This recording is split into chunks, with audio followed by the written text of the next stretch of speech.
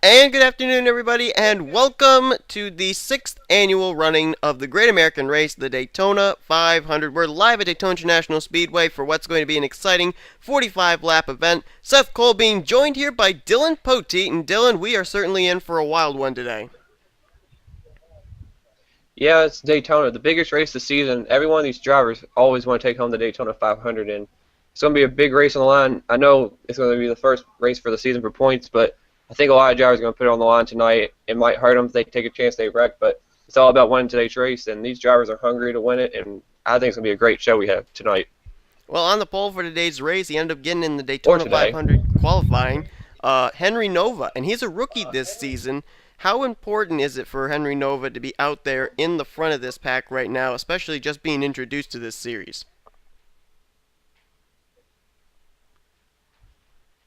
Yeah, I mean, that's he's pulling a Jimmy Johnson from 2002, where he was a pole sitter, he was a rookie, and, you know, there's a lot of pressure. I mean, he has to compete and have to perform and everything, try to keep that car up front. That 18 car is a high-profile team for Joe Gibbs Racing, and he has a lot of pressure on him, but he should be fine. He has his teammate right behind him, and Richard Johnson, so it should be interesting to see what happens with those two Gibbs cars to start and see how Henry does at the start of this race. And Kyle Sosnowski is going to be starting on the outside of the front row, our Sprint Unlimited winner. But going to your point about the fact the 18 and the 11 are up here at the front, actually, two teams are up here at the front of the field with all of their race cars. You've got the 18, 11, and 20 of Henry Nova, Richard Johnson, Charles Jackson in first, third, and eighth for the start of this race, and then also collectively the four-car team of Everham Motorsports starting in sixth, seventh, ninth, and 12th. Will these be the two teams to maybe look at, or are we going to see some other teams come up here at the end of the race? I believe that these guys are going to be up here, but I really think those Hendrick cars and, you know, the Tweenix Racing cars could be up there. And we have to look out for the other Penske car to get up here with Kyle. We have to see where Dylan Young's going to end up. I think there's going to be a lot of different teams coming up toward the front. And you can't even count out Roush. I mean, there's a lot of big teams and big hitters this week, and they're all going to be going for that win today. So expect some of the other teams that started toward the back to move up toward the front. How about some of these single-car race teams here, like Michael Norman Motorsports with Michael Norman in fourth, and also the Phil Parsons Racing of Stephen Pollard III. What are we going to see out of those two? Well, with Michael, I mean, he had a couple of close chances to win races last season. He got second a couple of times, and he's hungry for a win. And with his new team over here driving the 3-car back up here in the Snickers Cup Series, going to be a lot on the line for him. And Stephen Pollard III, they're both up here. They're really going to be aiming for a win. I'd like to see an underdog or a single-car operation win a race, especially here in the 500. So it would be a cool story to say if one of those two drivers can go to victory lane today.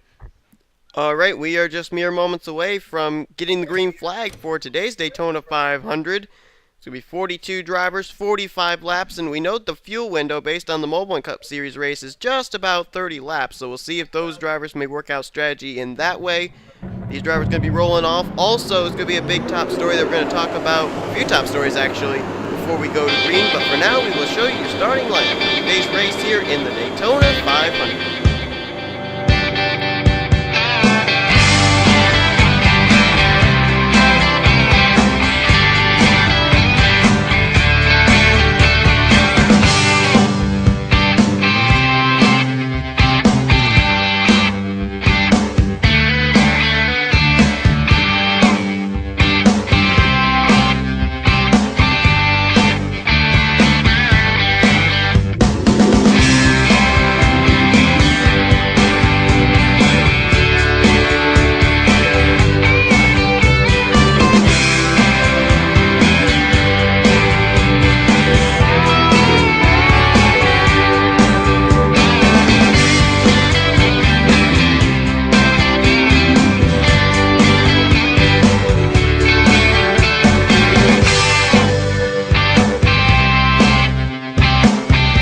Ready to go to green flag racing here. A couple of top stories. First off, the fact that Barney Ward is going to be making his final NNSCRA start here today, rolling off from the 7th position there in that number 43. How would it be for Barney Ward if he would actually win this race or get a good finish to end off his NNSCRA career?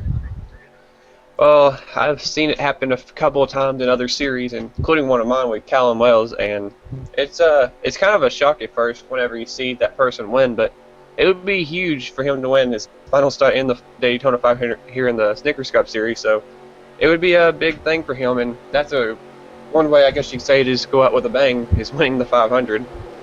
And speaking of winning, this race weekend has been all about former champions from Season 5 winning the races here in Season 6. We had Chris Dollerton, the Season 5 Truck Series champ, win the Truck Series race. Sean Galligan, the Season 5 Mobile Cup Series champ, win the Mobile Cup Series race. Now, John Cittadino's the Season 5 Snickers Cup Series champion, but he's not had the best of speedways. Do you think he can overcome that and end up making it a trifecta of the Season 5 champs sweeping Daytona? Well, these are the biggest drivers in the series right here. This is the big boys, and it's going to be a tall task for him to do that. He didn't quite qualify as well as he wanted to, but we'll see how he does. He has a great opportunity just like anybody else, but we'll see what happens. Pace car peels off. We're getting ready to go to green flag racing. 45 laps. Do you think they can keep it together that long? No. We're going to find out. There it is. Green flag is waving, and we saw in the Truck Series race, they tried going 4 wide into turn 1. Mobile and Cup Series, they were a little bit calmer, and looks like they're going to stay that way for the Snickers Cup Series event as well. And those Joe Gibbs Racing Toyotas, that's one thing about early on in this race, you really want to be able to find your teammates as soon as possible. Yeah, right now with the 18 and the 11, they have the great opportunity to be together, but I don't know how long it's going to last. The 11 car might want to lead right here, but we'll see if they stay together. Right now, it'd be a good opportunity for one of those two drivers to actually lead a lap right off the bat and get a good sign of how it's going to be for the race and see how he can stay up front or not. Saw a few drivers actually fall into the back already, including James McLeod and Tim Walsh. Maybe not that bad a strategy, because here early on, I think you're going to see these drivers racing about 110%, and that's when the big one can happen. Yeah, looking back here at the line, the 18 just got it. And the 43 now, I almost said Adam Chain, Barney Ward is now trying to get out of the 16 and the 18. Barney Ward's not wasting any time getting to the front. He's got a Dodge behind him, working with him. I believe that's D9. Yep, that's D9. So that could be helpful as well. Seeing how him and Drew Austin maybe be able to do something. And they got another teammate coming up here too. He's actually about to make it 3 wide for 3rd place. Joshua Michaels in the 10, who decided to move over to Everham Motorsports and leave Storehouse Racing just about before this season began. And I'll tell you one team that really has come a long way as far as from last season, and that's Penske Germain. 5 cars this season with the merging of those two teams, and they've been putting together some really good speed, and I'm seeing a few of them starting to work their way up here. One of them is that 13 car of Derek Reed, who's actually a former winner at Daytona in the Snickers Cup Series. Yeah, this could be really big for him. That alliance definitely did help out, especially on the Germain Racing side, being a single car operation last season. But going over there with the Penske car, that's a big chance for them to build on their team and get a lot stronger with other teams that rely on and help each other and stuff. As the 88 car, technically, that's Cole Daly, and he looking really strong early on in this race. Yeah, Cole Daly is actually one of 3 new drivers over at Hendrick Motorsports. The only one that is still there from last season's Aaron Williams Jr. So coming in with new faces here in Hendrick Motorsports, what do you think? Is that going to help him out? Because it really seemed like last season Aaron Williams Jr. was the only one carrying the team. Well, I mean, it could help. At the same time, you have to think about it. There's 3 new drivers, and the fact that, I mean, Aaron's going to have to teach these guys how it goes around here at Hendrick Motorsports. It's going to be a tall task to get these 3 drivers going, but right now it looks like the 88 car at least is having his feet in the right direction right now, running well up here leading. Yeah, you're doing a good job actually playing some defense to hold the lead. And these guys come in with pretty good resumes too into Hendrick Motorsports. Cole Daly made the chase last season for Roush Fenway. Oh, wait a minute, did I see smoke back there? Is the caution out? Yes, it is. Oh, my goodness. There is a wreck. And I think Aaron Williams Jr. was the first car to get hit. Matthew Rodriguez, he's sitting in the turn 3 area. And, oh, James Silverfox has got some damage, but I think we actually got away with murder right there. That could have been bad. That was looking like it was going to be pretty significant right there. There's going to be a lot of drivers I thought was going to be in that wreck, but it didn't turn out as bad as I thought. But that was a big hit for the Hendrick cars. I know at least 2 of them were involved in that wreck.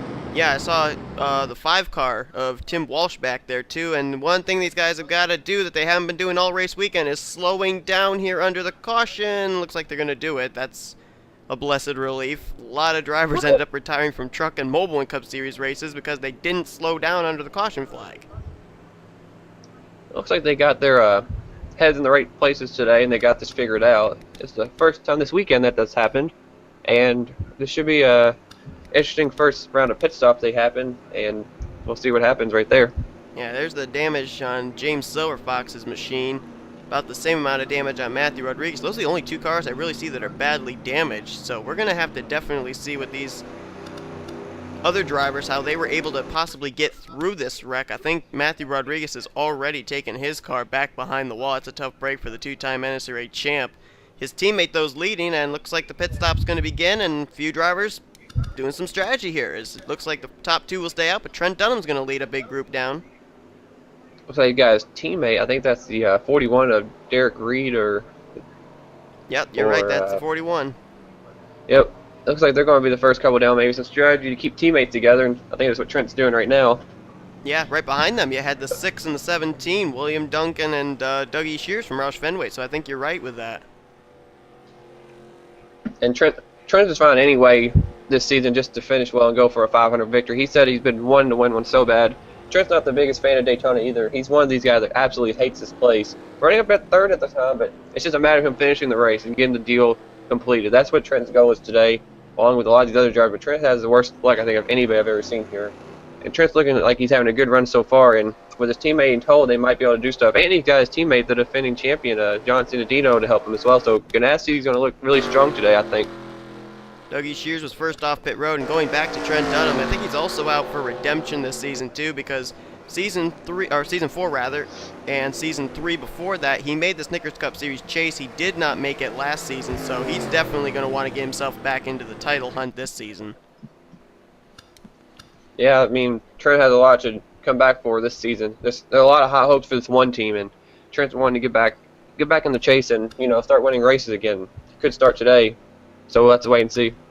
Looks like maybe about 15 to 20 cars came down pit road this time. Well, maybe more than that. There were quite a few drivers actually came down pit road. There's Stephen Pollard III still on pit road. Cole Daly is the leader. We'll have to find out after we come back from a replay just exactly how many drivers stayed out under this caution flag, but we're under the caution for the first time today. Let's look back at the replay of what brought it out. Oh, no. Well, here's a look at it. This was pretty close to the rear of the field, and just teammates in the middle of the pack drafting each other, the 24 and the 48. I'm not exactly sure what went wrong here, but we're about to find out. I mean, there's no room for error, and the 24 actually makes a dive into the 31, and I don't think Danny Wells was ready to let him down, and I think they're going to make contact in just a moment. It looks like it. Yeah. Yep, that's exactly what it was. Yep, Danny Wells, there just wasn't enough room. Aaron Williams Jr. tried to stick his car in that little space between Nick Eggleston and Danny Wells. There wasn't room, and up he goes into his own teammate. And, oh, man, there's Michael Norman, Kyle Sosnowski getting some pieces of it, and the 98. So a few other drivers we didn't know of that actually did get involved. Yeah, that's a big hit. A couple of the Evernham cars we saw getting that, and we saw a couple of the Hendrick cars getting that. So actually, almost throwing Tim Walter, 3 of them right there. So we were just talking about them, and starting in the back is a bad thing to happen. I mean, just if you don't get your way toward the front, you're going to get in these wrecks. And looks like some of the Hendrick cars found that today early. Yeah, and a couple of them, Aaron Williams Jr. and Tim Walsh, I saw actually move up to the high side as if they were purposely going to the back. Apparently that strategy did not work out for them. And one driver who actually did get past that without any damage was the defending champ, John Cittadino. So he started near the rear of the field with a very poor qualifying run, but he was able to get through this first wreck. I think he's been used to his qualifying not being that great this weekend. He's just taking it and just, excelling from it. And he's done a great job so far. Cittadino is going to gain a few spots from this wreck, and I think he gains them from the pit stop as well. But we'll have to see how that goes. And that was a nasty wreck right there. It took out some of these Hendrick cars. And Matthew Rodriguez, not his debut he wanted to have with the 48, that's for sure. No doubt about that. Matthew Rodriguez. He needs some fun dip. Yeah, he's going to probably go snort some fun dip after this is over. He's probably back in the garage. He's already doing it in the car. So, Hendrick Motorsports becomes the first team targeted by Daytona here today. Let's head back to the green flag. Getting ready to go back to green flag racing. They'll be on lap 9 of 45. Still a long ways to go in this. 12 drivers decided to stay out during that caution flag. Everybody else came down pit road and took at least 2 tires, I believe. Dougie Shears may have actually gone for fuel only. What do you think? Smart strategy pitting this early? Well, I mean, we might have another green flag run, so these drivers will have to pit very soon. I mean, maybe in the next couple laps, we might see them jump to pit road like early in this run, just in case the caution comes out. I think right now the people that did pit made the right move. I don't know what these drivers in the top 12 have in mind for a pit stop situation, like what they're going to do, but I agree with the guys that all pitted after, from Dougie Shears on back. I think that was a good call right there. But I mean, if you're the 8813, them, if you have track position, you don't really want to give it up. You don't want to put yourself in position to get in a big wreck like we just saw. So it could have been that as well, but I would expect these top 12 to be pitting very soon when this restart begins. I can tell you something else we can probably guarantee right now is that every crew chief, or at least one crew member from every one of those 12 crews, is down pit road with those other ones that stayed out saying, hey, we're going to have to pit under green. Let's all pit together so we can get out in a big group. Yeah, I mean, they'll have to find a way. You can't get around here by yourself. You're going to lose so much time. So these drivers, hopefully they did plan stuff out with these other teams, and maybe they'll try to come and pit together, at least get about half of them at one time and maybe another half the other time. That way they won't be really slow, and they'll actually have people to draft with once they take their green flag pit stops, if it happens, if we don't get another caution quickly.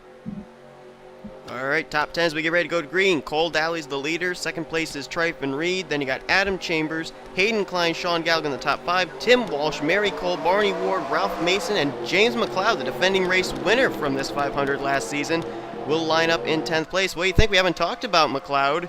Can he go 2 for 2 in Season 5, Season 6?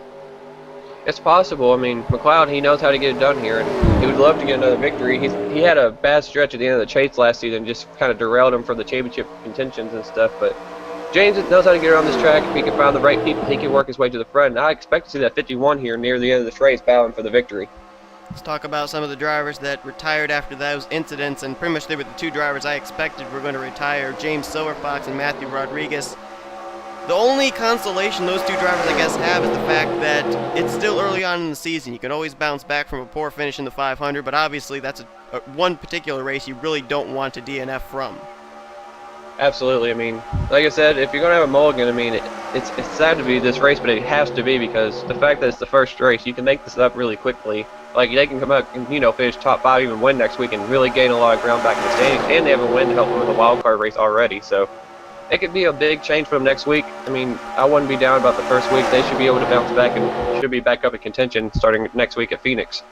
Cole Daly was doing a great job holding everybody off during that first portion of this race, but now they're swapping this lead around. Carson Gums got it. Now here comes Mary Cole. Here comes Ralph Mason. Now the drivers are really starting to feel that getting up front at this point is a big necessity. Yeah, and Ralph Mason's going to be taking the lead off this corner. He's got Richard Johnson who's back up there. He's already pitted, I believe, no, I think he was one of the last cars to Johnson's stay up there once again. That left. He might have. Yes, I think you're right. I think he had a really good car today, I believe. He's been one of those drivers that actually stayed up toward the front for most of the day, and that 11 car has been really strong. So I don't know. And he has the 55 right behind him as well. Nick Eggleston. There have been a couple of drivers up here moving toward the front, and Trent's right there, 4th car on the inside or 5th car. And he's really working his way up. And he's already pitted, so he's good to go for a while. Yeah, I would think so, because right now, I think that according to what my calculations were, all those drivers that pitted are 8 laps to the good over those other 12 that decided to stay out. Now here's the question, though. We know that Trent Dunham and from him on back, they all ended up short pitting. The question is, though, just how far could these drivers have gone? So we don't really know just exactly when these other guys are going to have to pit, if indeed we go clean and green for a long run. I'm not sure. I mean, we'll have to wait and see how soon they might pit. They'll probably start showing indications very soon. I'm actually surprised they haven't pitted yet, but maybe these guys have really good fuel mileage at the moment. And the 11 car out here being out front has a clean air, and Johnson probably knows what he's doing, and got a couple of cars behind him. And we got a couple of new faces coming up toward the front. Joshua Michaels and Dylan Young. So, I mean, I expect these guys to be pitting still very soon. I mean, they can't really stretch it out that much longer. I couldn't imagine they could. No, I don't think. I think you're right. We ended up seeing in the Mobile One Cup Series race, they made it just about a little over 30 laps. So I really would doubt that these drivers that didn't pit would try and stretch it all the way to 30 laps, especially with the fact that we ran some caution laps, and that could use a little bit more fuel too. So probably, I would suspect maybe see him around lap 20, you think? I mean, they might even come even sooner than that. I mean, I'm thinking more maybe around 15 to 18 in that situation. Just don't think they can go that much further than these first group of cars. I think the first group played it safe. They wanted to pit now. That way, like I said, if the green flag run that happened like this right now, they'll be able to stay on. These other drivers will have to pit. They're going to be forced to, and they're going to lose all their track position. So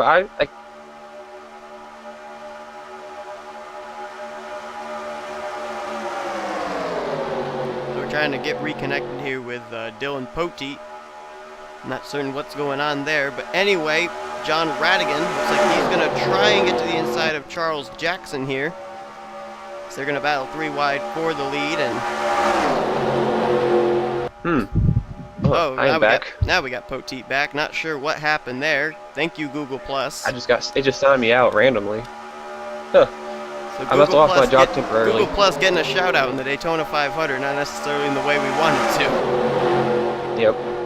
And look who went back to the about front. a turn and a half. Henry Nova's now back up to the lead. The pole sitter has been able to find his way back up to the front, and that's the thing about Daytona is they seem to be in like 3 or 4 waves of going to the front, moving to the middle, moving to the back, then going back up to the front.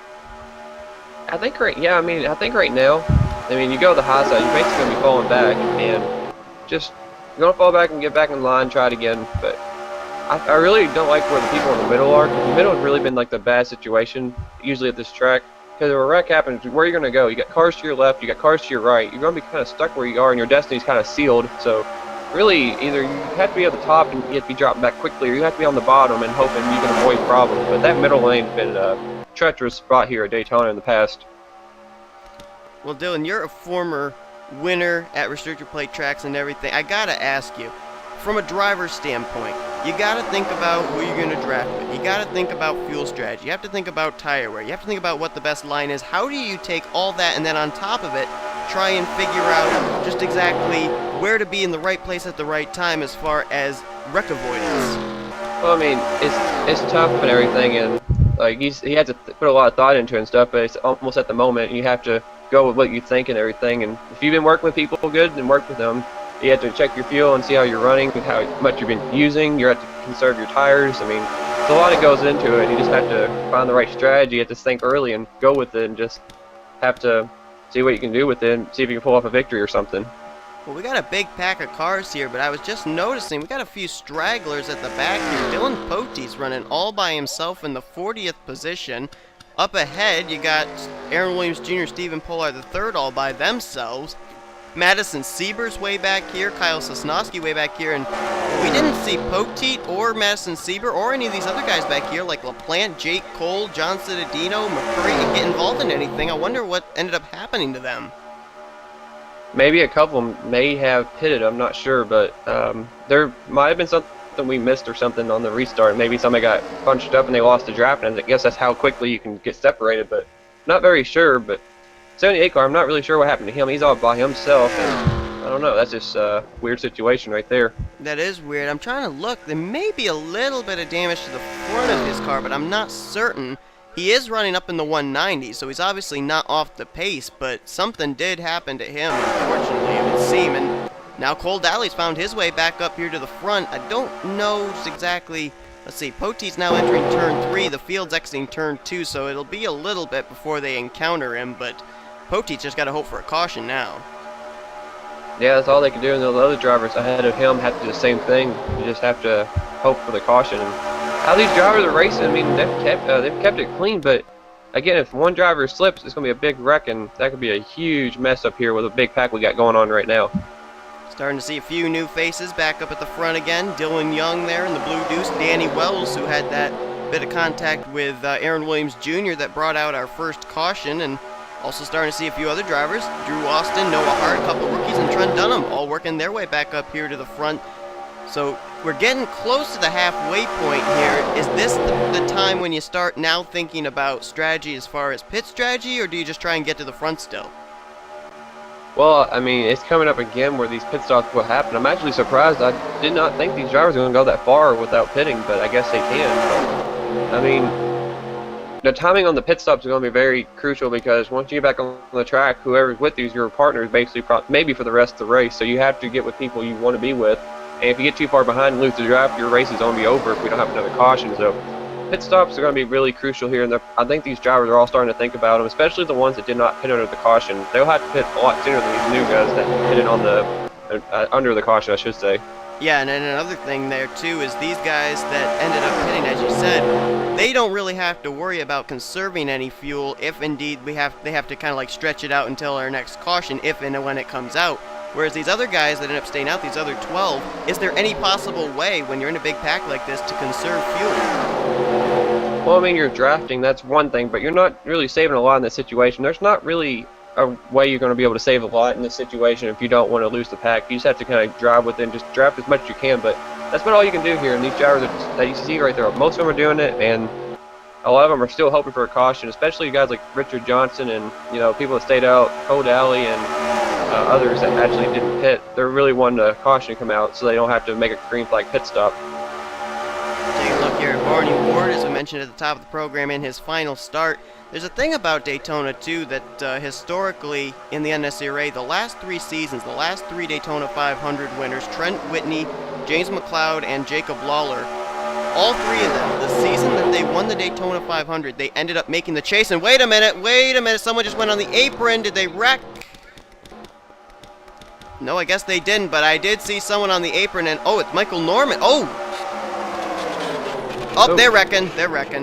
And there they go. Joshua Michaels was literally running the apron out of turn 4 all the way down the front straightaway. Something had to give. Norman's involved, Mary Cole. Oh, Dino McCurry. That second pack just came plowing in. Well, there goes the chance for all 3 champions winning the 500. Dino is done. Wow. Oh, my goodness. Whoa, there's the caution that the 78 car needed, and these other 2. Oh, my goodness. Yeah, you're right. And look at the smoke screen in turn 1. Good heavens. And there was the defending champion, John Dino. Looks like he is done for the day. The smoke is erupting from that Target Chevrolet. It's just going to be a tough break for him, and just, wow. John Dino, Daytona has not been kind to him this week. Michael Norman, I think Norman got pancaked, we saw. Yeah, I think he and Joshua Michaels were the 2 that kind of were getting together there. I think the 10 either got loose and then got forced beneath the yellow line, and Michael Norman wouldn't let him up or something. I don't know what the case was. I don't know. It didn't look like the 10 car had any opportunity to get back on the track, and once they got to the front stretch of that banking change, I mean, it just pushed them straight back up the track into the 3, and the rest is history right there. Wow. We almost ended up having some green flag pit stops, but as you said, this is going to cause a big sigh of relief for those drivers who decided to stay out. But there's Tim Walsh, he's damaged. Mary Cole involved there, and a few others. Another Hendrick car, and there was a 20X Racing car. Yeah, there was some other drivers that came plowing into that wreck, and Barney Ward, the current leader. We are past the halfway point. Let's see if maybe, just maybe, I think the first car in this pack that actually stayed out was the 13 of Trife and Reed. Let's see when they come out of turn 4 if they're going to try and make pit stops here. I would be very surprised if they didn't. I think at this point, I think everybody's going to come down pit road this time. I mean, it's going to get to a stretch now where maybe one more stop and you'll be good to go for the rest of the race. I mean, if somebody stays out here, I'd be kind of surprised, but they're going to be following the smoking 42 car. I think you're psychic. Everybody's coming down pit road. Though how Barney Ward's able to see they're going to be following a smoke screen. Yeah, I'm like, how Barney Ward's seeing how to get onto pit road here? Well, if he didn't need a tear off right there, he's going to need one now, definitely. Maybe a squeaky clean windshield. He might have to get the soap and everything out and start wiping it. Somebody break out the Windex. Get that Windex. Barney Ward going to make a pit stop here. Now, let's see. I think Barney Ward actually was a driver who came down pit road before. I don't know if they would try going... No, it's going to be a fuel-only stop for Barney Ward. Gas and go. Well, if he did take tires the last time if he was on pit road, so... Oh, he wasn't the first one off either. Wow. Derek Reed beat him off pit road, and so the 41... And wait a minute, why is he scored in 8th? Oh, Dillon Poteet, is Poteet off the lead lap? Oh, he's a lap down, they're saying. I wonder if he had to make an unscheduled pit stop or something, or made a pit stop under green. Not sure. We do have 2 drivers we know have retired from this incident, Mary Cole and Tim Walsh, but we're now going to take a look back at an in-depth replay of what happened. Looked like one driver tried pulling off a little bit of a stunt there, running the apron, and it didn't pay off. So we're going to head back to a replay. Well, here's a look at what happened. This was back not too far from the front of the field. And Michael Norman, I think he just got loose and he was underneath the 58 and he had to keep committed to that line because he wasn't going to be able to get back up there, else he'd turn the 58 around. I'm not really sure. I think, yeah, it looks like he's coming down now. It's almost the same situation as earlier when we saw Danny Wells and Aaron Williams Jr. get into it, but these guys actually saved it. But if you're Joshua Michaels, you're thinking, what are you doing? I'm down here. I have nowhere else to go. If I go down, we're going to wreck. I mean, look at that. He's got 2 tires there on the apron. Keeps bouncing off Michael Norman. They made contact about 3 or 4 times right there. He's going to come back up, bounce off the 3 again. How they kept it together, I don't have any idea. Well, I mean, Joshua's thinking, I have to get back on the track at one point or another, Michael. You got to let me back up. So, it's still robbing doors. It's still riding doors. 10 cars going to get forced on the apron up here. Again. I mean, look at this. How are they not spinning each other out? I don't know. I think the 10 car, I think Joshua Michaels had enough for Michael Norman, and he's going to probably turn a sharp right into him and push him back up on the racetrack and say, okay, then if you want to play like that, I'm just going to push you in front of traffic. I hope you have fun. Yeah, I'm not so sure about that last move right there by Michael Norman, forcing him down beneath that white line. That just seemed like a little unnecessary. Well, there's going to be contact. Oh, they were 5 wide. There's no way they were going to save that. 10 car is going to get into the 3 again. I don't know if the 3 comes back down. I think he does. I think he's going to finally come around where the 10's going to clip the 3 in the quarter panel right in front of Sean Henley and Dougie Shears. Wow. And there goes the 10, and they're going around. And they finally go around, and boy, Sean Henley, how did Henley get through that? The 3 car spun right up across his nose, and somehow Henley got through. I don't think the 10 car spun. I think he just kept on going. I think he did. I think you're right. Oh, Cole Dally. Right into somebody back there. Wow. Oh, Henley did actually get some damage there. Buckeye did too. Dougie Shears. They're all sliding. Look at those Fords in that Tweenix racing car slide. Carson Gum, Adam Chambers, they got through it somehow. I think these are about the 4 cars that actually got in. And there's somebody behind. I see the 55, I think, is in there as well. Yeah, it's Nick Eggleston. There's someone else behind him too, and I can't make out. It looks like a blue car. Is that maybe... No, it's not Carson Gum, because Carson Gum on the inside line. Who is the mystery driver? I don't know. Oh, here comes the second pack. Oh, that's Sean Galligan and the Tweenix Galligan's back there pushing. Oh, man, look at this. These guys could not see anything. Tim Walsh, straight into Mary Cole. And then the other end of her car hit Citadino. Is that McCurry in there? Oh, he's trying to slow down. Jake Cole, Austin LaPlante. I think LaPlante gets through. Maybe. Oh! There was a big contact. Kind of whiplashed the 3 car around after he got hit by the 42, and Jake Cole, Anthony McCurry, they did get damage from that. I think LaPlante may have gotten through it cleanly, though. Somehow. But look at the carnage. Good gracious. There's a couple Hendrick cars again. Another couple get taken down. I think every one of the Hendrick cars has sustained at least a little bit of damage today.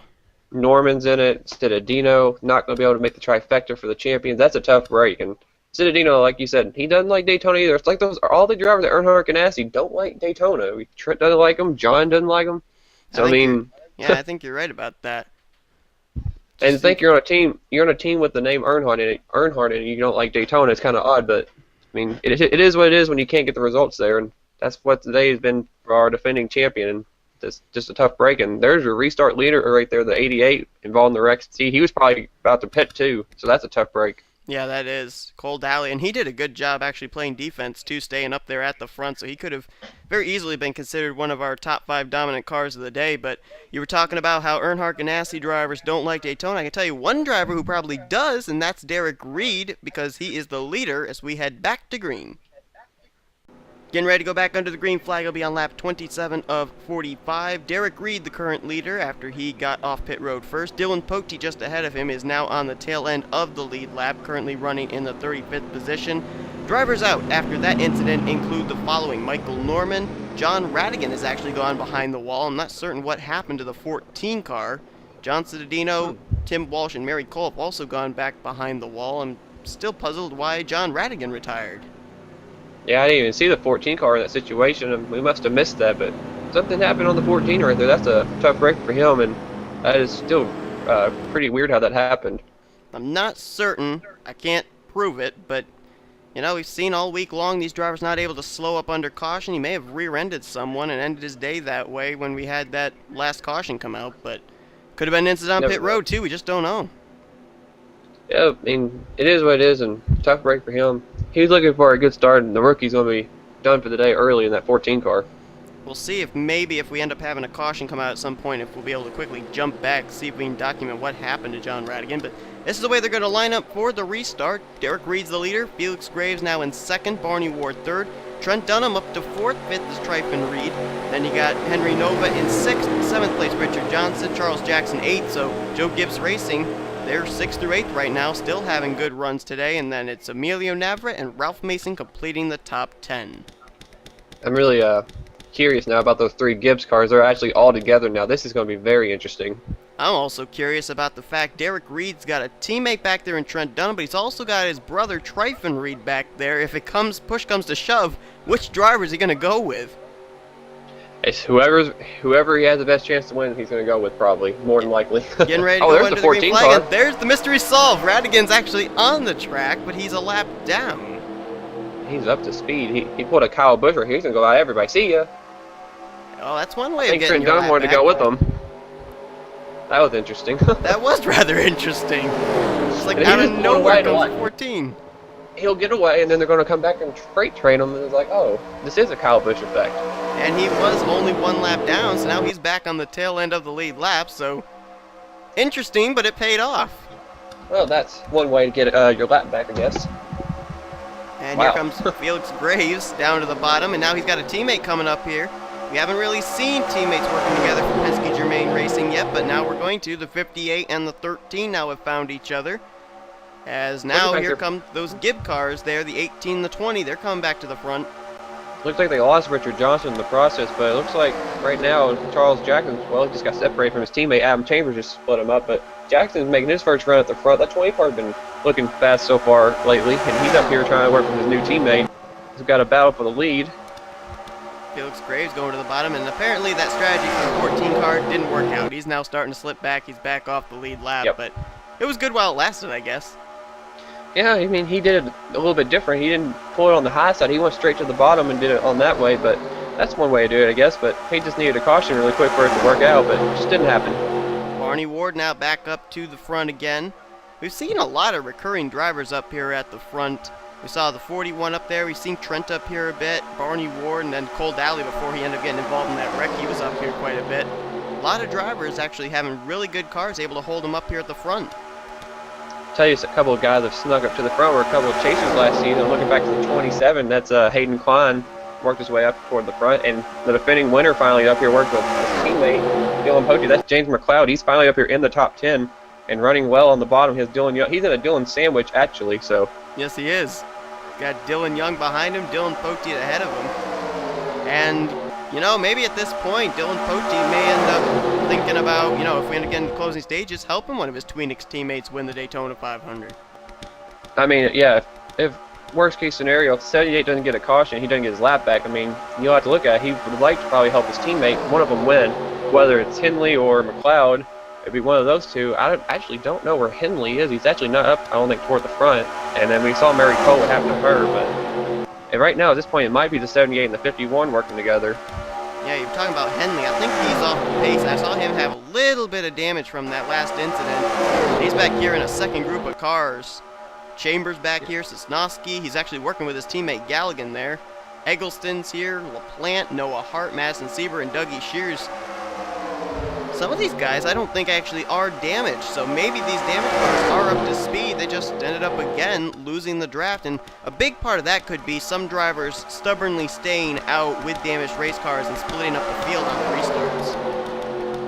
Yeah, that definitely could have been the case, and right now just looking at it and just this is a tough break for the second group of cars. I think they got hung up behind some of the slower cars, and like you said, they just split up the pack, and those guys are gonna be needing a caution now to get back up toward the front. I mean, as of right now, it's gonna be over for them. Well, now we know that everybody came down pit road under that last caution, so I think we can pretty safely assume they may not have to pit again until after the checkered flag. I think we're good to go as far as pit stops. So now these drivers, we're probably going to see a lot more hard racing.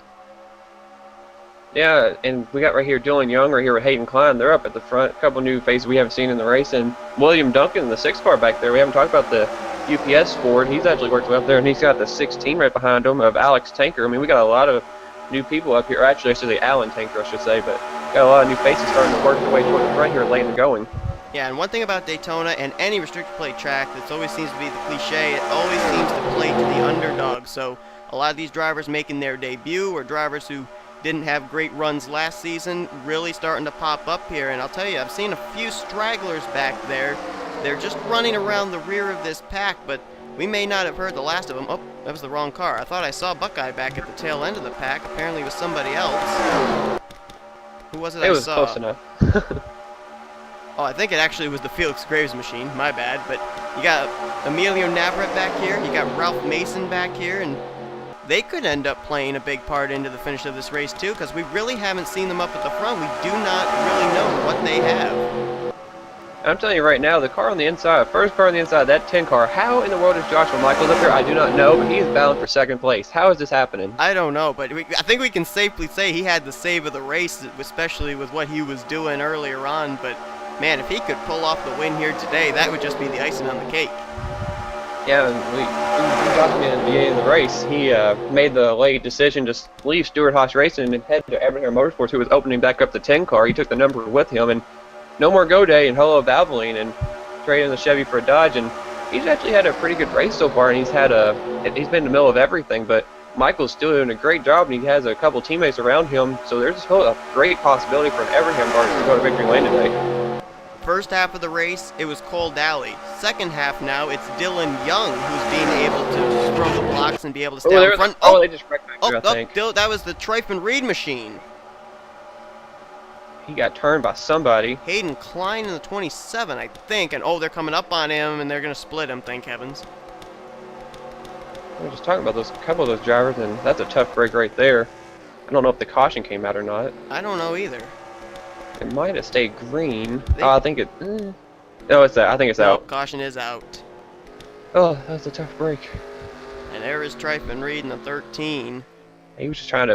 It looked like he was just trying to, just ride for now until the end. I think he got turned by somebody. It looked like he got turned almost up head-on in the wall, and that's a tough break for that Penske Germain Racing team. And Whoa! Oh, they just wrecked after the... Whoa! Oh, Danny Wells just hit the wall. Dunham is spun. Nova turned around. And they're going to pile up behind them, I think. Slow down, guys. Slow down.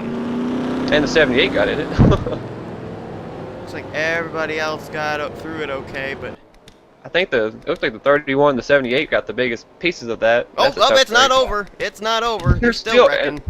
We bragged about them not doing this under caution. Now they're getting awfully bad at it right now. Wow. Cole Daly and Anthony McCurry have more damage. Carson Gum was turned around. Hayden Klein, as if getting turned around once wasn't enough, he looped it around again. Oh, things started picking up quickly. I mean, we had probably more drivers involved in wrecks under caution. Yeah, we did. We only had a 2-car incident that put us under the caution. There was more action after the caution waved. And the defending winner of the Daytona 500 is leading the race here. We got this time it'll only be 10 to go for James McLeod. How about that? Unbelievable. And looks like this is a big break too for that second pack of drivers back there that we saw, Henley and others. And oh man, Trent Dunham, he's got a lot more damage than I thought he did. Yep, the bad luck continues right there. It looks like Ralph Mason's coming to pit road as well. I don't know if he has some damage or not. I don't know for certain. Oh, Trent and Ralph. I don't know what the heck that was about. It looks like Ralph was wanting to pit. Maybe they were having a discussion about something. Well, all I can say is rest in peace, Commissioner Cone. Ralph Mason just ran it over. Tough break. But well then.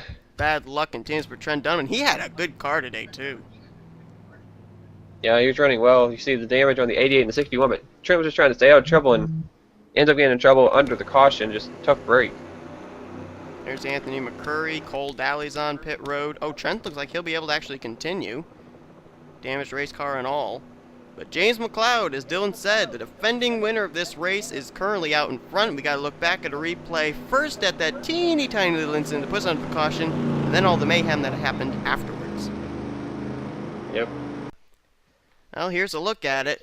This was just outside the top 10. Oh, yep, left rear quarter panel. We say it all week long, and he got into tanker.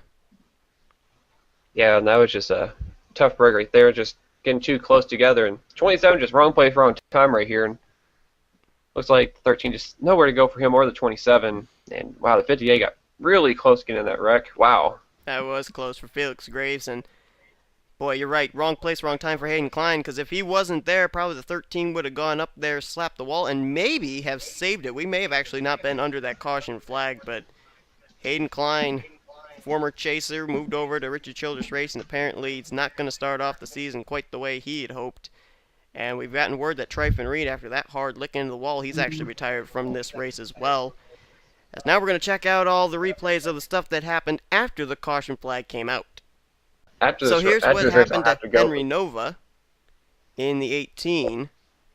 Whoopsie-daisy. Sorry about that. That's okay. And I think it might be Danny Wells turning Trent Dunham here. Yes, that's exactly what it was.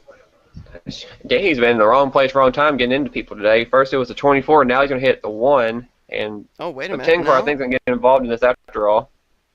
Well, wait a minute. Oh, boy. No, Trent went underneath the 18, came up into him. And the poor 10 car got put on the apron once again. He's going to get away from it. Maybe not. Oh, no, got a little piece of that. Right in front of Barney Ward and Amelia and Everett, and wow, 31 man. Hit the wall hard. That was a hard hit for Danny Wells. They started piling up back there around I think the 78 runs in the back of the 14 back here. Oh, tanker got Trent Dunham. That's how. Oh, Trent that's when got they start his piling damage. up right there. 78 car's going to run the back. Either I think. Oh, right. Yep. Oh, he got the 1. went to the back of the front. Third, Dillon got his damage. Everybody else got away. Wow. And does Trent get hit again up here? He has his nose up on the track. Oh, Trent's in a really bad spot. Coming up here. Oh, where's he going? I'm not where's he going? sure. Okay, he's pulling down. He still gets hit again because that front end's clean. Somewhere he gets damaged. Oh, here comes Noah Hart. Austin LaPlante. Trying to see what other drivers came down pit road. We know that Ralph Mason came down pit road with Trent. I wonder if something happens with them? Yeah, I haven't seen what happened. Oh, Noah Hart stops, doesn't hit him. See, I only see Ralph Mason. Mason's up ahead. There he is. Oh, no, that's what happened to Trent. They had this whole thing back here, I think, where they started backing up. Oh, they had another wreck. Oh, no, Trent was ahead of this, though. So 27 went around again. I think 56 might have got a piece as 56. well. Yeah, I think it was Carson Gum and Hayden Klein. Aaron Williams Jr., I think, got a little bit of this as well. This was coming off of turn number 2. Oh, Henley comes right up in front of Carson Gum, and Gum's got to go somewhere. I don't know what that was about right there. Wow, that was a big-time hit right there for the 56 and the 25. The 27 got hit. I think it was Anthony that got into him. Yep, you're right. Jeffrey Buckeye back behind that, too. Everybody just running each other over back here. Is this mayhem in the back of the pack. Wow. That was all under caution that happened. That was bigger than the actual wreck. It really was. Amazing. You're right. There were only like 2 cars involved in the actual wreck, and I'd say we totaled about maybe 10, 12 cars here under caution that sustained some pretty heavy-duty damage. Yeah, that's just crazy. So the caution waves once again. We're going to have a shootout to decide today's race. The question is, how many laps are there going to be? We're going to find out. James McLeod is currently the leader here in the Daytona 500. Wow! Getting ready to go back under the green flag. The word is we are going to have a 7-lap shootout to decide today's race. Maybe we'll finish it under the green flag. Don't know for certain. We're going to find that out. What we do know for certain is a few more drivers have gone back behind the wall, including Dillon Poteet, Tryphon Reed. I believe that John Radigan, Anthony McCurry, and Cole Daly are still on the racetrack, but they are 1 lap down to the leaders. And with it being less than 10 laps to go, it's going to be a single file restart. Here's the top 10 as we get ready to go back to Green Flag Racing. McLeod's the leader, Dillon Young in second. Derek Reed runs third. Fourth place, Drew Austin. Then Henry Nova is in fifth. Sixth is Danny Wells. Seventh place could be Joshua Michaels. Barney Ward in eighth. Ninth place, Emilio Navarrete. And Alan Tanker runs in 10th. Richard Johnson's 11th. 12th, Ralph Mason. Charles Jackson 13th. 14th place, Felix Graves. William Duncan 15th. Rest of the top 20 are Adam Chambers, Dougie Shears, Nick Eggleston, Sean Galligan, and Noah Hart. What do you think, Dylan? Any picks here for this win?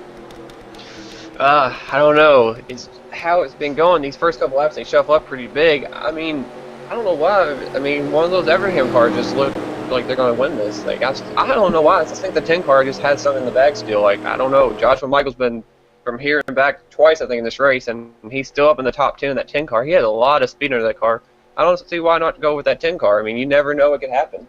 I'll tell you, Dillon Young, to me, is kind of looking pretty good. He's been able to stay out in front and being the hunter rather than the hunted now, just behind James McLeod. He may be a guy to contend with, but I'm looking at Danny Wells. Danny Wells was really good in the Sprint Unlimited. He's been able to keep himself out of trouble, even though he has gotten into the back of some people.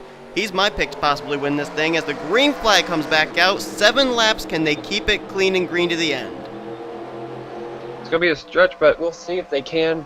And right now, James McLeod's going to have to play a lot of defense right here if he wants to try and go back-to-back here in the 500. It doesn't look like it's starting off that well. No, it Dillon isn't. Young's already going under him. Dillon Young with help from Drew Austin. And I'm trying to figure the calculation here. I think if the caution immediately came out on this lap, we'd have a 1-lap shootout to decide this race. If they do make it to 5 laps to go, whenever the caution comes out, race will end under the yellow. So let's hope that if they do have a caution, it'll be now, but hopefully they won't have any caution at all. I feel like they're spacing out. The packs are really, it looks like everybody's separating a little bit, and the pack's not that big anymore. We got a lot of slow cars in the back pack and everything. So this really looks like it's going to be a clean and green race for the end. Yeah, and I'm not sure who that car was that started slowing everybody down. It might have been John Radigan in the 14, I don't know for certain, but take a look at some of the rookies up here. Drew Austin in the 9, Henry Nova, the pole sitters up here again. They really, they've been doing a great job keeping themselves here out of trouble, and, we say that sometimes the Daytona 500 can really make or break your career, and for these rookies to be able to come in here in their debut to maybe win this thing, that could happen. Yeah, I mean, there's a lot of rookies. Whoa, caution, caution. Caution is the wreck happened, but caution is out.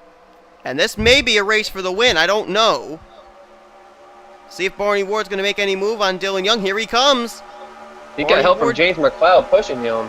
And at the line, leader was Dillon Young, and that was with 5 to go. Now, that's right on the window. I don't know if we'll get back to green or not. Oh, what in the world is Dillon Young doing? He's right on the wall. I think one person's like, I don't want to see the caution. He's definitely not. He's hoping that this race finishes under yellow, but it's going to be a stretch right now. Man, not Adam Chambers, I almost did it again. Barney Ward, he had a full head of steam with help from the defending winner of this race, James McLeod. He was so close to being the blue deuce to the line, but just didn't happen. Now we have to wait and see now if this race will have a 1-lap shootout or not. Boy, Dillon Young, he nearly lost it right there, too, and he went up into the wall. I don't know if that was just a case of him getting loose or what, but he did scrape the wall. But as I said, we are at 5 laps to go. We gotta first find out what that caution came out for, and it was Alan Tanker who was up inside the top 20. He's gone. There was a big wreck right there. It looked like, I don't know if it was just him or maybe he got contact with somebody toward the back, but looks like Kinley had a little bit of damage. I don't know. We're going to find out, though, as Dillon Young is currently the leader.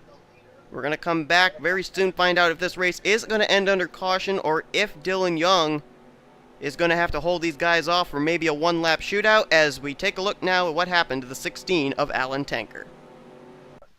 Well, here's a look at what happened. Just inside the top 20. This was after the cars had all separated. Yeah, I guess the 16 did have some damage from the last caution, didn't know it. He's going to pull up, right in front of Sean Henley, and, well, maybe, I don't know. He's thinking about it. The 16 did have damage. He ended up, getting his right front into Trent Dunham after Trent spun out under caution. Yep, and there's a contact with him in the 25 right there. And that's going to spin him around, and Madison Sieber, she's going to get a piece of it there. Another car right back down into there. the 98's door. No, I think it missed the 98. Huh. Aaron Williams Jr. is in it. It looks like Hayden Klein got a piece of it. 56 is in the wall. And Trent That Trent back Dunham. there, he's trying to get through it. Oh, he got by Hayden Klein, and now he's got to avoid the 16. Looks like he's so close, but oh no, I think he got him. he's got a piece of it. Yep. Trent's up in the wall. Man, Trent just couldn't avoid that wreck either. That was another tough break. Boy, how ironic too. Henley 16 hit the 1 under caution, and the 1 hit the 16 right there. Just a couple laps later. That's a tough break for those drivers. They're just trying to finish the race out now. They all have damage and stuff, and getting another accident right here. And now we have to wait and see now if this race is over. If we have a one-lap shootout coming up here for Dillon Young, we'll have to wait and see. He knows he wants this race to be over, but I have to see what happens. We're gonna see what the wording will There's be 33 from as well. Forgot NASCAR. about them. Yeah, Mass and Seaver. We're gonna have to see Dillon Young. His fingers crossed, hoping this thing will enter to caution. Let's see if that's gonna be the case as we head back to live action. What a way to end off the Daytona 500. We are going to have a one-lap shootout after all is said and done to decide today's event. And the last guy who wanted to hear that was definitely the driver of the Blue Deuce. Yeah, Dillon Young barely beat out Barney Ward to the line, and just, wow, we have a one-lap shootout. How about this? Dillon Young trying to pick up his first Snickers Cup Series win of Season 5, his first Daytona 500 here in his NNSCRA career. Right behind him, Barney Ward making his final NNSCRA start, and right behind him, the defending race winner of this event, James McLeod. That's 3 different stories right up there. 3 drivers who'd love to win this thing. I won't lie. I'm surprised that 43's up here in this situation like we talked about. He'd be crazy if he won this race, and he is in a great position to pull it off. But I mean, Emilio Navarrete in 4th, where did he come from? He's up there. Drew Austin, another rookie. Ralph Mason, he's in 6th. Like, look at these drivers who are up here. They're up toward the front here at the end. I mean, I don't know if we can go much further than that, maybe battling for the win because there's only one lap. But just a show for these guys running off and doing well in the first race. You are right. Derek Reed, Felix Graves, Richard Johnson, and the pole sitter Henry Nova complete the top 10. As you said, we may not see some of those guys up here at the front being a one-lap shootout, but hey, this Daytona, stranger things have happened. You never know. Well, I think my pick might have changed from who was going to win, because I know both of our picks ended up falling back. I know Danny and Joshua fell back. But right now, I'm really going to be watching the 3rd place car. James McLeod is in a really good spot. Whatever Barney Ward does, he might either go with him, or he might be able to split him and Dillon Young, get around both of them at the bottom. But I think the 51 has an advantage right here, but we'll have to wait and see. But Dillon Young's definitely going to have to play with major defense here to win this race. Here we go. Green flag comes out. Dillon Young's closest teammate is Felix Graves back in 7th. Barney Ward's closest teammate is Drew Austin back in 5th. McLeod has no Tweenix racing teammates in sight, and here comes Barney Ward to the bottom. And Dillon Young, I guess he should have went to the bottom right there. That really hurt him. And McLeod got, he's under attack from the 99er there, Emilio Navarrete. Where did he come from? Barney Ward out in front now. Now maybe Dillon Young can slide in behind the 43, just in front of the 99. Maybe. Oh, no, doesn't look like it's going to happen. Here comes Drew Austin. Now this is big for Barney Ward. He's got a teammate that may come up here in 2nd behind him.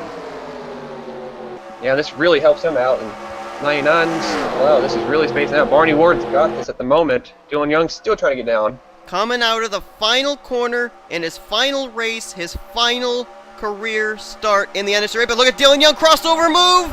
Not in time. Barney Ward in his final start wins the Daytona 500. Wow, I just can't believe that. Wow. Oh my I God. like the irony in that. Talk about going out with a bang.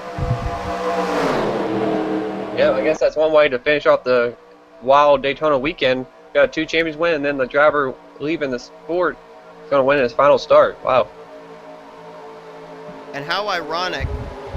I think back to when I was saying before that in the past 3 seasons, the Daytona 500, they end up making the chase. Barney Ward will not be around to continue on that tradition. Yeah, that's an unfortunate thing, but going out with a win, that's one way to leave. And so, right there, we know that's a big win right there. Daytona 500 and Barney Ward. We're going to miss him, but it's going to be a big victory for him, so we'll remember him for winning this 500 and I guess a dramatic fashion right there on the last lap. Wow. Barney Ward, what a way to cap off his NNSCRA career with a Daytona 500 victory. I think back to Season 4 when Jacob Lawler won the 500. It was because Barney Ward wrecked his brother on the final lap. And here, 2 seasons later, Barney Ward ending his career with a Daytona 500 victory. As always, we're going to show the official top 10 results. Dylan Young just coming up just short. He almost pulled off the slingshot move, but he'll have to settle for second place. Yeah, that's a tough break. He was hoping for a caution to stay out and finish under yellow and get the 500 victory, but he'll get second. He almost made the move back, but Barney Ward slammed the door right in front of him, but that was still a good run, but it's going to be a heartbreaker. He thought he had this race in the bag, and just it ended up just not meant to be. So the Blue Deuce, number 2, will end up place number 2. Now, we know that if he can finish really well next week at Phoenix, he will definitely be the points leader with Barney Ward not starting next week. How about Drew Austin, highest finishing rookie today, and giving Everham Motorsports a 1-3 finish? Yeah, he kind of snuck up there right at the end, and if he could have just had maybe a couple more people pushing him, or he just had a little bit more help over a run, he could have maybe been bound for the win. Just couldn't get to the 43 or the 2, just kind of was a little bit behind them and just had to settle for third. But definitely a good run for the rookie. That's a good way to start your career and everything in the series by getting a top 3 finish in the Daytona 500. Emilio Navarrete returned back to the team he debuted with, Roush Fenway Racing, comes away with a 4th place finish in that 99. Right behind him, another Ford, Felix Graves and Fitt. That's another rookie. A lot of drivers coming away with really good runs here that maybe we might not have expected at the beginning of this race. Yeah, a lot of the veterans got themselves in problems and stuff early on in the race, and these rookies just stayed away from the mess. And look, they're the only ones remaining basically, and to finish up toward the front. I mean, it's a great run for some of these rookies, and like I said, a great way to start the season. Derek Reed, he'll get 6th. James McLeod, he wasn't able to go back-to-back, but still a great way to start the season in 7th. Ralph Mason, he finishes in 8th. And take a look at 9th and 10th. The Joe Gibbs Racing boys, they started well, they finished well in 9th and 10th place. And where did Henry Nova finish? Oh, he finished 11th. So right there with them. 9th, 10th, 11th for the Joe Gibbs Racing boys. Yeah, I mean, they seem like they were together more than any other team all day. They always seem like they were nose to tail at one point or another during the race. And the Gibbs cars did good. They kept their noses clean, and they just ran well and get all of them in the top 11. So that's a good run. Joe Gibbs has to be happy with those 3 cars going next week with a clean car and not destroyed race cars, and having a good shot maybe next week at winning. Well, he didn't win this race, but I think we can very easily give him the Best Comeback Award or Best Save Award. Joshua Michaels, 12th place today. I really think that maybe even surprises him after the eventful day he's had. Yeah, I mean, he was up there almost in the top 5 at one point, almost battling for the lead, and got in a second wreck. I mean, just it seemed like every time he was around somewhere, he got put on the apron, he almost got in a wreck, but somehow dodged a bullet twice today. Gets a top 12 finish today, and just, wow, just Joshua Michaels definitely got the Driver of the Race award, I think, after having all his issues early on, and that's just crazy. I agree with you on that. Well, this race is finally over after about an hour's worth of action, and finally we know that Barney Ward is the winner of the Daytona 500. Dylan, I want to thank you for joining me for this extremely long race. Yeah, it was fun and everything, and I'm really looking forward to the next time being up here in the booth with you, whether it's another race or the All-Star race or whatever it is, but I'm really looking forward to it. It was fun, and Daytona 500 is in the books for Season 6. All right, so this Daytona weekend is over. Next week we head to Phoenix or Tweenix, and we're gonna be having trucks, mobile, and Snickers Cup Series action coming from there. So, hope you guys enjoyed this race. If you did, be sure to give this video a like, subscribe, become a part of the crew today. Also, be sure to subscribe to Dillon Poteet 22. His channel is in the link in the description. Be sure to subscribe over there. Yeah. Here comes your official finishing results, overall point standings, and rookie points heading into next week at Phoenix, as you've been watching a production of the NNSCRA Offline Racing at its best. Woohoo!